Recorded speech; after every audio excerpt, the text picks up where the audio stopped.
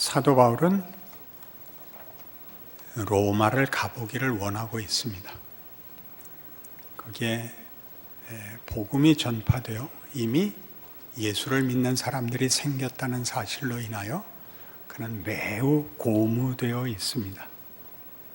로마는 당시 세계 제국의 수도였고, 또 사도 바울이 이해하고 맡은 사역이 복음이 전 인류에게 전파되는 것이었습니다. 당연히 가보고 싶죠. 그러나 여러 가지 일로 몸이 묶여서 못 가고 있는 중에 편지를 먼저 보낸 것이 로마서입니다. 그리고 그의 궁극적인 선교 목적지는 스페인입니다. 너희를 지나서 난 스페인까지 가겠다. 그런데 지금은 내가 예루살렘에 가야 할 일이 있어서 너희에게 먼저 편지부터 보낸다. 이렇게 된 거죠. 예루살렘에 가야 하는 일은 이 마게도니아와 아가야, 지금의 발칸 반도의 북부 지방이 마케도니아, 남부가 아가야, 지금 우리가 아는 국가명은 그리스, 북쪽에 빌립보 교회, 데살로니가 교회 등이 있고, 아래는 남부에는 고린도 교회가 있는데, 그 교회들에서 예루살렘 교회에 가난한 자들을 위한 구제 헌금을 냈습니다. 그걸 전달하는 일이 매우 중요한 일이 되어서 예루살렘에 먼저 갔다 와서, 그리고 충만한 기쁨을 가지고 너희를 만나고, 즉 로마에 가고, 그리고 스페인에 갈 작정이다. 그런데 내가 예루살렘에 가는 일에 너희 기도하여 그 일이 순조롭고 기쁨이 되고 은혜가 되도록 나를 위하여 기도해다오. 이렇게 된 것입니다. 왜 이렇게 예루살렘에 가는 일이 어려운 일일까요? 사도 바울은 이방인을 위한 사도가 되었고, 그것은 유대인들이 기독교 복음을 받아들이지 않은 탓입니다. 그것이 하나님이 약속하신 메시아, 하나님이 이스라엘을 선민으로 불러 목적하신 궁극적인 하나님의 뜻이라고 믿지 않고, 하나님을 믿고 그러기 위해 율법을 지키고 할례를 받는 것이 구원의 길이고, 예수로 인하여 그 모든 것이 무효화되어 유대인이나 이방인이나 차별이 없는 은혜에 의한 구원이라는 말을 저들은 거의 모욕으로 생각했습니다.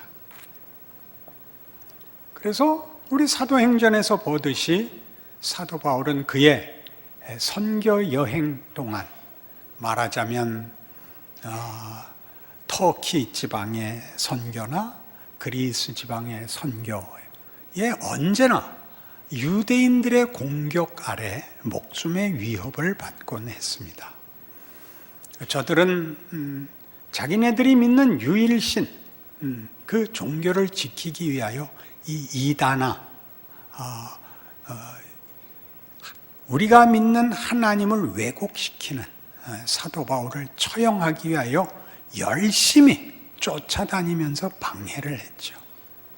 그러나 바울은 사실상 하나님이 이스라엘을 택하고, 그리고 그 약속대로 메시아를 주시고, 그 메시아가 어떻게 구원을 성취하시고 그것을 모든 인류에게 베푸셨는가를 이제 깨우치고 하나님의 부름을 받아 이 일을 하고 있습니다. 그래서 이방 교회를 세우고 저들이 예루살렘 교회에 구제 헌금을 보낸 것을 큰 사건으로, 그래서 예루살렘 교회와 이방 교회가 모두 예수 안에서 동등한 하나님의 구원과 은혜를 나누고 있다는 걸 보여주고 싶습니다. 큰 사명이 됐죠. 그런데 틀림없이 예루살렘에 돌아가면 민족주의자, 국수주의자, 배타적 유대교를 고집하는 자들이 이제 바울의 목숨을 노리고 있을 것입니다.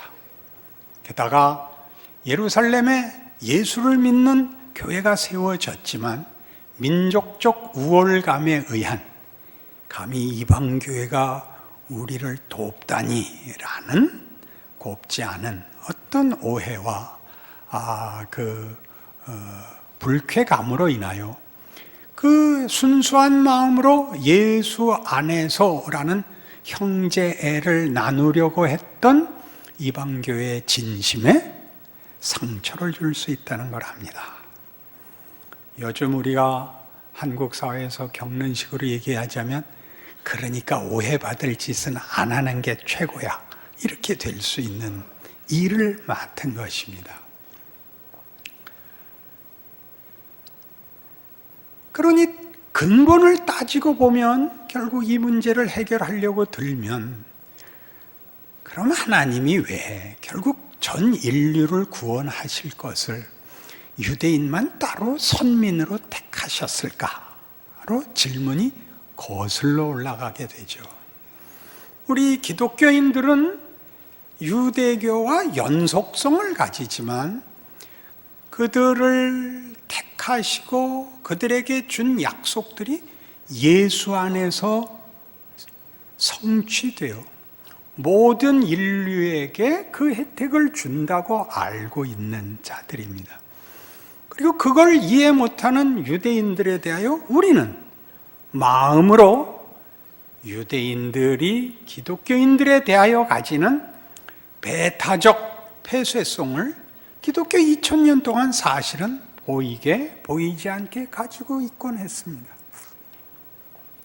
여러분이 구약 성경을 읽는 내내 이 생각을 떨쳐버릴 수가 없습니다. 바보 같은 유대인들, 그따위로 하다니. 그러다 예수를 못 받고 천하의 못난 놈들. 이게 기독교인들에게 이런 배타적 신앙관과 확신을 가지는 것은 유대인들이 오해한 것과 똑같이 기독교인들에게도 하나의 거침돌이, 올무가 되고 있습니다. 그럼 다시 거슬러 올라가서 그러니 하나님 애초부터 무슨 선민을 따로 뽑지 마시고 이스라엘을 제사장 국가 삼아서 결국 온 인류에게 주실 복음이었다면 보다 보편적인 방법을 택하시는 게 좋지 않았습니까? 라는 질문이 나올 법한 문제가 된 것입니다. 자, 바로 그것, 선민과 이방인을 가른 것 같이 우리의 인생 속에서 하나님이 일하시는 일에 선인과 악인을 나누시고 유능한 자와 무능한 자를 나누시고 잘난 자와 못난 자를 나누시는 현실은 무엇일까? 그게 오늘 로마서 15장이 다루는 내용이지요. 스스로를 생각해 보십시오. 여러분의 조건을. 우리는 선민입니까? 이방인입니까?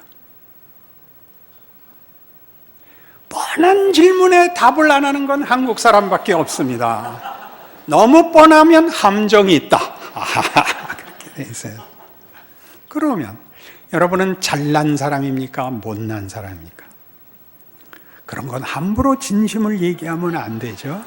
그때마다 달라요. 그죠? 이 문제를 풀지 않으면 우리는 현실에서의 우리의 지위, 우리의 조건에 늘 흔들리게 됩니다. 선민의 특권은 무엇이었을까요? 우선 유대인들은 선민이 되어 무슨 복을 가지게 됐을까요? 자부심을 가지게 됐죠. 자부심. 그럼 이방은 뭘 가지게 됐을까요? 이방은 자부심이 없는 게 됐죠. 자부심이 없는 게 뭘까요? 편견이 없게 됐을 것입니다. 생각 없는 역할을 맡은 거죠. 유대인들이 잘난 척할 때 이방인들은 저건 뭔가 그랬습니다.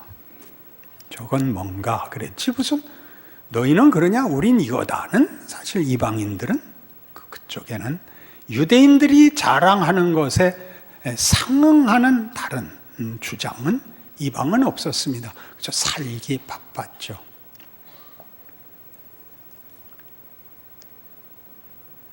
유대인들의 선민으로서의 자랑은 하나님이 무엇을 쓰기 위하여 그 자랑을 주었느냐 하면 약속의 신실한 하나님을 보이기 위해서 선민을 구별했다 그럽니다. 그것이 오늘 로마서 15장 7절 이하의 말씀입니다. 그러므로 그리스도께서 우리를 받아 하나님께 영광을 돌리심과 같이 너희도 서로 받으라. 내가 말하노니 그리스도께서 하나님의 진실하심을 위하여 할례의 추종자가 되셨으니 이는 조상들에게 주신 약속들을 견고하게 하려 했다 그럽니다. 이방에게는 안 주었던 것, 유대 사람들 이스라엘에게만 준 것, 하나님이 나타나시고 관계를 맺으시고 약속을 주셨습니다. 그들과 여러 가지 약속을 하셨습니다. 그 약속을 다 지키심으로 하나님이 신실하시다는 것을 선민이라는 혜택으로 충분히 증거로 삼으셨습니다. 그럼 이방은 뭐냐? 이어 나오는 구절입니다. 이방인들도 그 긍휼하심으로 말미암아 하나님께 영광을 돌리게 하려 하심이라 기록된 바, 그러므로 내가 열방 중에서 주께 감사하고 주의 이름을 찬송하리로다 함과 같으니라. 또 이르되 열방들아 주의 백성과 함께 즐거워하라 하였으며, 또 모든 열방들아 주를 찬양하며 모든 백성들아 그를 찬송하라 하였으며, 또 이사야가 이르되 이새의 뿔이 곧 열방을 다스리기 위하여 일어나시는 이가 있으리니 열방이 그에게 소망을 두리라 하였느니라. 선민을 구별하여 저들과 관계를 가지시고 그리하여 약속을 주사 그 약속을 지키시는 신실한 분이라는 것을 선민이라는 그런 조건으로, 선민이라는 그런 택하심으로 분명한 하나님의 분명하심을 드러내셨습니다. 그리하여 그것을 그 분명한 하나님, 신실한 하나님이 무엇을 하시려고 하느냐를 이방, 약속하지 않은, 특별하지 않은 관계 속에 마치 외면한 것 같은 자들에게 다 줌으로써 하나님이 긍휼과 자비의 무한한 하나님이라는 걸 보이셨습니다. 선민과 이방의 차별은 우리에게는 옳고 그르고 잘났고 못났고의 구별로 다가오지만, 하나님은 선민에게는 하나님의 분명하심을, 이방에게는 하나님의 무한하심을 드러내셨습니다. 어느 역을 맡고 싶으십니까? 분명한 역을 맡은 사람이 배타적 우월감 속에 있는 것은 그 사람이 못나서 그런 겁니다.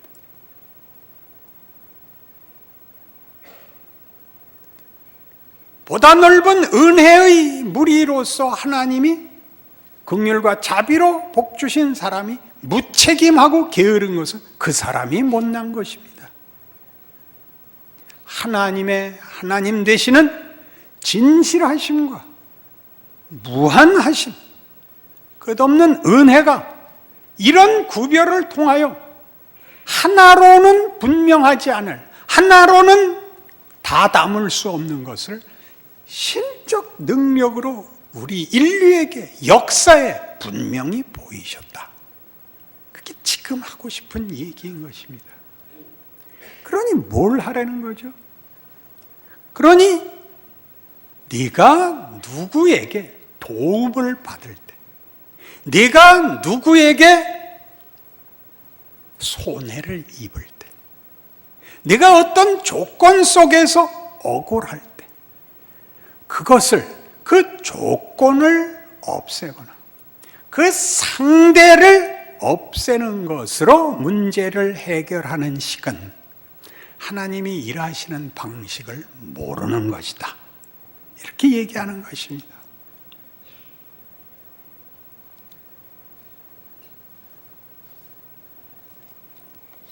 세 잔의 사과라는 책이 있는데 한국에 두 권의 책이 같은 제목으로 나와 있습니다. 하나는 외국인이 쓴 것이고 하나는 우리 한국 사람이 쓴 것인데 제가 인용하는 것은 외국인이 쓴 것을 번역한 것입니다. 세 잔느, 그 세 잔의 사과라는 것은 세잔이라는 화가가 그 미술에 대하여 치열한 연구와 노력과 그 정성을 다 기울였기 때문에 전문적 치열함과 노력을 표하는 그 관용구 같이 세 잔의 사과 그러면 전문성을 구하는 노력, 그 고급한 경지 같은 뜻이 되어 있습니다. 대단한 화가인데 자기 아내를 아주 사랑했습니다. 그래서 아내 초상화를 17점을 남겼는데 제가 세어본 건 17점이고 더 있나 모르겠습니다. 유머 센스가 없으면 말을 알아들을 수가 없어요. 여러 점의 그 초상화를 남겼는데 하나같이 그리다 만 것 같이 무슨 습작을 한 것 같이 장난삼아 그린 것 같이 대강 그렸다는 사실입니다. 칙칙하고 잘생길 것 없는 표정에 자세가 부자연스럽게 어깨의 균형이라든가 팔이 놓인 자리가 다 어색하게 병원 대합실에 앉아 있는 사람같이 다 그린 것입니다. 이런 것을 사실로 그렸을 리는 당연히 없다. 이제 이게 그 책의 주제입니다. 세자는 무엇을 그려낸 것일까? 자기 안의 아름다움을 인간이 가질 수 있는 기술로는 표상할 수 있는 것으로는 그려낼 수 없다는 걸 알아서 일부러 기술을 쓰지 않음으로써 사람들로 하여금 자기 아내가 얼마나 아름다운지를 상상으로 우리의 기대와 우리의 완성의 그 경계를 넘어가기를 바랐다고 합니다.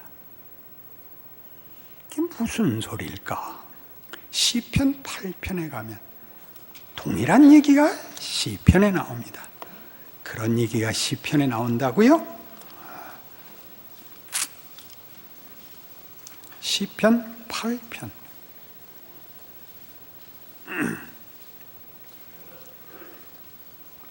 여호와 우리 주여 주의 이름이 온 땅에 어찌 그리 아름다운지요 주의 영광이 하늘을 덮었나이다. 주의 대적으로 말미암아 어린아이들과 젖먹이들의 입으로 권능을 세우시며 이는 원수들과 보복자들을 잠잠하게 하려 하심이니이다. 주의 손가락으로 만드신 주의 하늘과 주께서 베풀어 두신 달과 별들을 내가 보오니 사람이 무엇이기에 주께서 그를 생각하시며 인자가 무엇이기에 주께서 그를 돌보시나이까.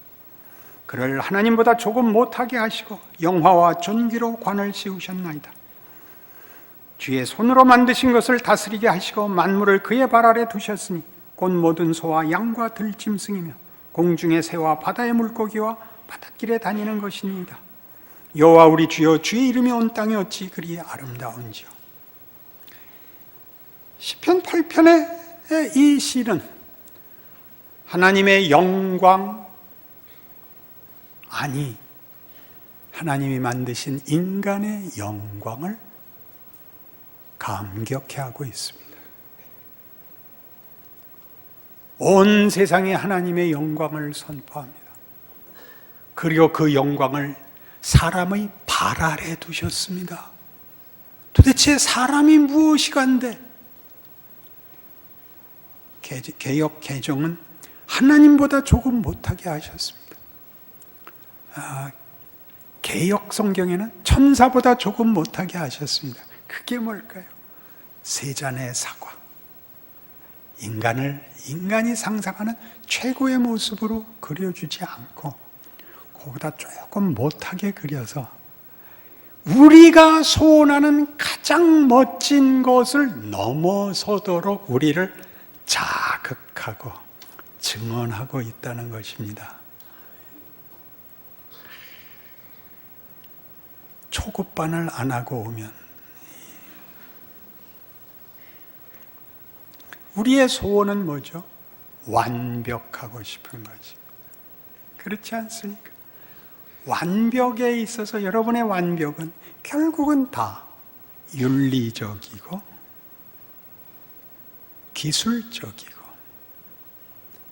그리고 심리적입니다. 그렇지 않습니까? 하나님은 그런 거 아니다를 우리로 하여금 늘 윤리적 결함이나 기능적 무능이나 심리적 불안에 절절매고 있는 우리에게 너는 그걸 해결해야 되는 게 아니고 나를 만나고 나를 의지하고 나로부터 힘을 받아야 하는 존재라를 끊임없이 우리에게 가르치고 있습니다. 그러니 우리가 자책을 하거나 누구를 이렇게 증오하고 분노하는 것들은 모두 하나님의 일하심에 대한 무지입니다. 저건 왜 저래? 천사보다 조금 못하게 하신 하나님의 신비를 알라고요. 세잔의 아내 왜 그렇게 그렸는지, 저 못난 건 왜 있는지 하나님이 무엇을 하시는가? 선민이 되어 이방계 이렇게 하지 말고 그들을 은혜로 품으시는 하나님, 내가 잘났으면 저들을 위하여 잘나야 된다는 걸 아는 그 자리, 잘난 것이 배타적 우월감으로 가지 않고 나를 키워 저들을 먹이기 위해서 나에게 줬다는 걸 아는, 원수를 잠재우기 위하여 젖먹이들과 어린아이를 동원하는 하나님. 모세가 위인이라고요? 모세가 하나님의 필요한 걸 채웠다고요? 신성모독발상이죠. 우리 중에 누가 하나님께 도움이 된다 말입니까? 방해물이죠.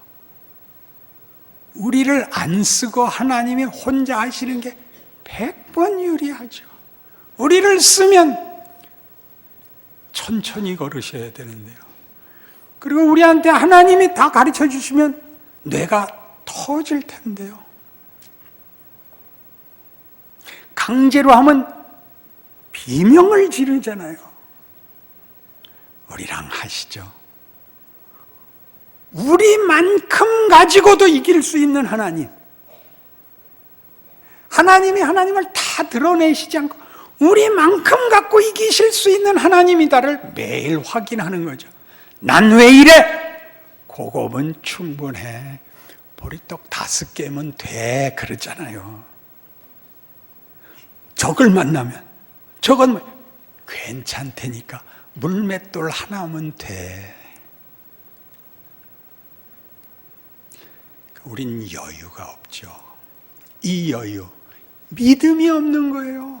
하나님이 뭘 어떻게 하시는지 모르니까 밤낮 조건에서, 힘에서, 우위에 서고 내 마음에 들게 상대방들을 무릎 꿇리는 일로만 해결을 하자고 들죠. 결국은 고함만 서로 높아지고 밤낮 인상만 쓰다 가는 거 아니에요. 그러지 말라는 거죠. 걱정 말라는 거예요. 고린도전서 4장에 가면 이런 설교들은 막 눈에 별빛이 나타나고 눈썹에 무지개가 피고 그래야 되는데 무지개는요 흑백으로 뜨면 안 돼요. 고린도전서 4장. 사람이 마땅히 우리를 그리스도의 일꾼이요 하나님의 비밀을 맡은 자로 여길지어다. 그리고 맡은 자들에게 구할 것은 충성이니라. 너희에게나 다른 사람에게나 판단받는 것이 내게는 매우 작은 일이라. 나도 나를 판단하지 아니하노니 내가 자체가 아무것도 깨닫지 못하나 이로 말미암아 의롭다함을 얻지 못하노라.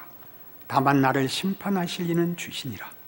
그러므로 때가 이르기 전 곧 주께서 오시기까지 아무것도 판단하지 말라. 그가 어둠에 감추인 것들을 드러내고 마음의 뜻을 나타내시리니 그때 각 사람에게 하나님으로부터 칭찬이 있으리라. 각각 자기의 일을 하라. 자기의 조건을 살아라. 충성해라. 여러분, 드라마의 배역을 맡으셔서 나오면 거기에 맞는 분장과 옷을 입고 나오셔야 될 거 아니에요. 그 드라마에서의 자기의 지위를 연기해야 될 거 아니에요. 종인지, 죄인인지, 관리인지, 혹은 무슨 우국지사인지 자기 배역에 충성하십시오. 이게 뭔가? 이게 뭔가는 하나님이 하실 것입니다. 할 수 있는 만큼 하시고 잘못했을 때는 후회하시고 그래서 하나씩 더 나가시고 그게 우리 인생에게 준 복입니다. 실제로 해보는 것. 그래서 나아지는 것. 후회하고 성찰하고 그 속에서 하나님이 은혜를 베푸는 것을 확인하는 거죠. 못난 짓밖에 한 것이 없는데 훌륭해지는 것. 인생. 훌륭한 일을 한 사람은 그래서 언제나 일찍 죽어야 됩니다. 그렇게 훌륭한 일을 하면 그 다음엔 더 이상 갈 데가 없기 때문에 남아있으면 망가지기 때문에 동화는 왕자와 공주가 결혼해서 행복하게 살았더래요로 끝나고 위인은 일을 마치면 죽어버려야 됩니다. 남아있으면 서로 혼란스러워지죠. 남은 사람은 아직도 갈 자리가 있어서 스스로의 성숙, 만족, 감사의 자리로 하나님이 이끌고 계시는 것입니다. 그래서 고린도전서 13장에 가면 여러분 잘 아는 사랑이 무슨 얘기냐 하면 이 충성하고 남을 판단하지 않는 이 일을 사랑이라고 하는데 사랑이 구체적으로 뭐냐? 고린도전서 13장 4절 사랑은 오래 참고 사랑은 온유하며 시기하지 아니하며 사랑은 자랑하지 아니하며 교만하지 아니하며 무례히 행하지 아니하며 자기의 유익을 구하지 아니하며 성내지 아니하며 악한 것을 생각하지 아니하며 불의를 기뻐하지 아니하며 진리와 함께 기뻐하고 모든 것을 참으며 모든 것을 믿으며 모든 것을 바라며 모든 것을 견디느니라. 사랑은 뭐냐? 상대방을 존중하는 것입니다. 상대방을 사랑이라는 이름으로 강제하지 않는 것입니다. 그러니까 사랑은 내 마음의 항복과 넘치는 실력이 나오는 것이 아니라 이해할 수 없는 저 사람을 하나님이 만들었고 하나님이 보내셔서 하나님이 일하신다라고 믿는 것입니다. 입 다물고 있는 거죠. 그러니까 속 얘기를 하는 것은 무례한 것이요 믿음이 없는 것입니다. 넌 나쁜 놈이야. 그 말을 하는 것은 하나님의 일하심을 반항하는 것입니다. 신기하지 않아요? 저 사람은 아무 쓸데없 있다. 하나님이 하신다. 넌 네 일이나 해라. 너나 잘해는 10년 전 교회의 표였습니다. 그 말을 기억하십시오. 예수 그리스도의 놀라운 가장 극적인 기적은 죽음을 뒤엎을 수 있다는 사실이었습니다. 우린 아무도 포기하지 않습니다. 아무도 저주하지 않습니다. 그게 실컷 로마서의 얘기였습니다. 예수 안에서의 구원이라는 게 어떻게 큰 은혜인가를 설명한 후에 로마서 12장부터 내내 가장 주된 배경, 주된 톤이 뭐였냐 하면, 자, 12장 9절에 가셔서 사랑에는 거짓이 없나니 악을 미워하고 선에 속하라. 형제를 사랑하여 서로 우애하고 존경하기를 서로 먼저 하며 부지런하여 게으르지 말고 열심을 품고 주를 섬기라. 소망 중에 즐거워하며 환난 중에 참으며 기도에 항상 힘쓰며 성도들의 쓸 것을 공급하며 손대접하기를 힘쓰라. 너희를 박해하는 자를 축복하라. 축복하고 저주하지 말라. 즐거워하는 자들과 함께 즐거워하고 우는 자들과 함께 울라.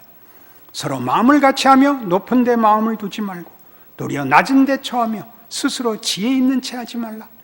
아무에게도 악을 악으로 갚지 말고 모든 사람 앞에서 선한 일을 도모하라. 할 수 있거든 너희로서는 모든 사람과 더불어 화목하라. 내 사랑하는 자들아, 너희가 친히 원수를 갚지 말고 하나님의 진노하심에 맡기라. 기록되었을 때 원수 갚는 것이 내게 있으니 내가 갚으리라고 주께서 말씀하시니라. 네 원수가 줄이거든 먹이고 목마르거든 마시게 하라. 그리함으로 네가 숯불을 그 머리에 쌓아놓으리라. 악에게 지지 말고 선으로 악을 이기라. 무슨 얘기?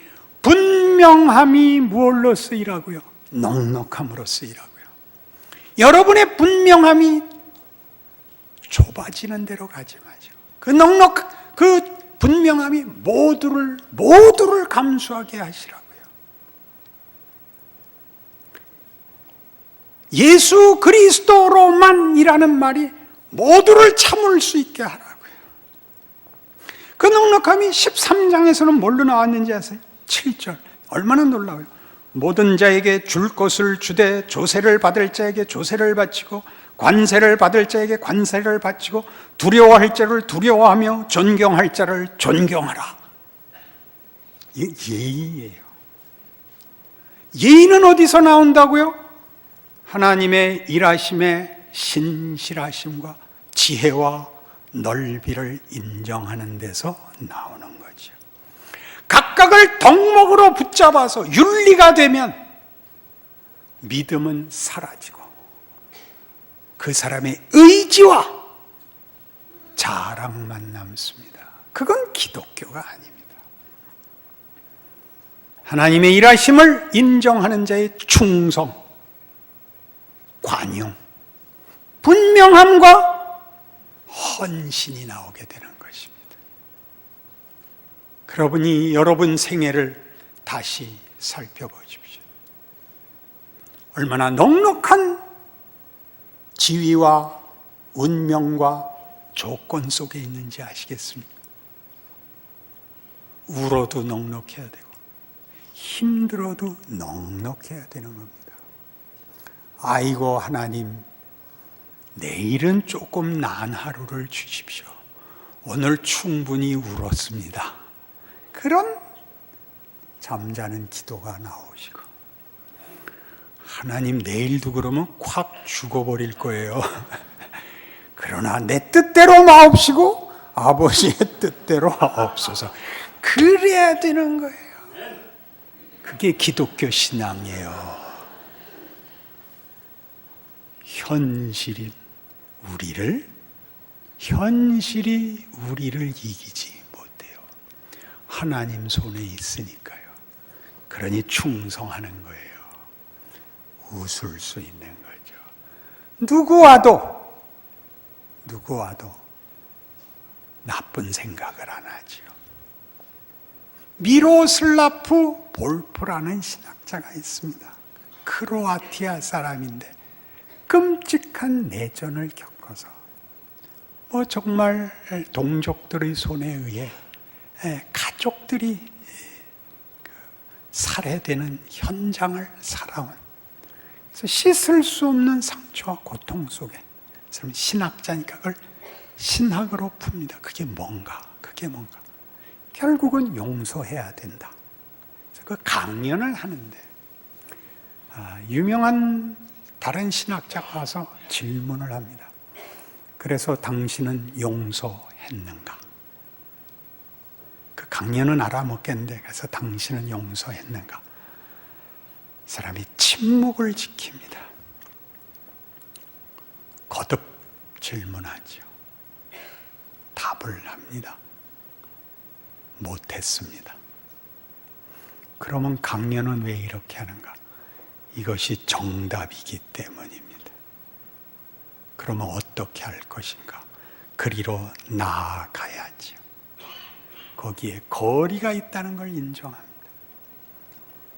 그러나 방향도 없고 목적지도 모르고 다만 명분만 있는 길을 가는 것이 아니라, 우리가 용서 못하는 것, 우리의 실력상 선택할 수 있습니다.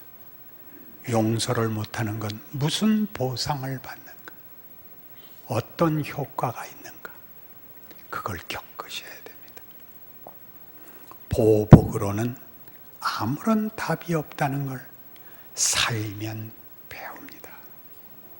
누구를 욕하는 것은 아무런 영혼에 유익이 없다는 것을 인생을 통해서 실컷 배웁니다. 성경이 얘기하는 용서는 우리 영혼의 답이 되고 우리의 인격과 인생을 감사케 합니다.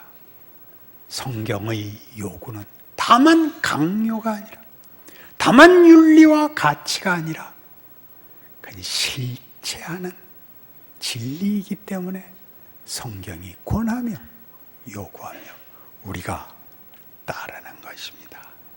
그 복된 인생을 사시는 여러분들 되서 이 의심 많고 고함 소리만 높은 이 시대,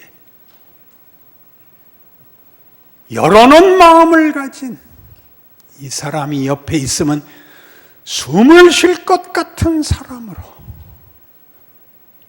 여러분의 자리를 지켜내시고 이 시대를 구원해 내십시오. 기도하십시다. 하나님 아버지 은혜를 감사합니다. 우리의 인생에 억울함과 고통과 절망과 비참함을 말씀으로 위로하십니다. 하나님이 우리에게 얼마나 많이 주실지 성경에 가득 약속이 되어 있고 그 일을 예수로 증거하셨고 우리 생애에 확인시키십니다. 그 길 걷고 있습니다. 말씀의 위대함을 살아가면서 하루씩 배워 하루씩 더 넓어지고 깊어지고 결국은 하나님의 일하심을 찬송하는 결론이 나는 그 인생을 사는 자, 그 복을 누리는 우리 모두가 되게 하사 우리와 우리 가족과 우리 나라와 이 사회와 이 시대와 이 세상을 구원하는 자들 되게 하여 주시옵소서. 지금은 우리 주 예수 그리스도의 은혜와 우리를 사랑하사 기꺼이 우리의 아버지가 되신 우리 하나님과 우리와 늘 함께 하사 우리가 어디로 가든지 동행하시며 지키시는 성령님의 동행하심이 주의 약속과 베푸시는 은혜를 기꺼이 마음으로 받아 우리의 삶에서 순종하고 충성하고 자랑하리라 약속하고 돌아가는 심령들 위해 영원토록 함께 있을지어다. 아멘.